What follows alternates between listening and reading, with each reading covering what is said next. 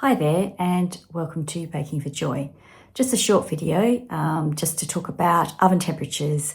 I've uploaded quite a few step-by-step videos on the different recipes that I make, and perhaps you're finding that your baking is perhaps coming out a little light or underbaked, or perhaps a little dark and overbaked, and that's going to come down to your oven. I've had a multitude of ovens use the same recipe, had different results, and what I've discovered is if you can find yourself a little oven temperature, as you can see, it's got a little hook on the back, that'll hook onto a shelf.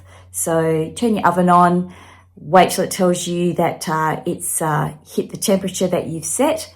Have a little look at what's actually the thermometer is saying, and that will give you an idea whether your oven is either too hot, a little cool, or is actually doing the temperature that it says it is. And that'll just give you a good idea. You can pick this up at probably your local kitchen warehouse sort of store. Depends which country you're in, but yeah, a store that, you know, has different accessories for your kitchen, for baking, for cooking, etc. Okay, I hope you found that helpful. Yeah, and again, please go and check out my step-by-step recipes on my YouTube channel and enjoy.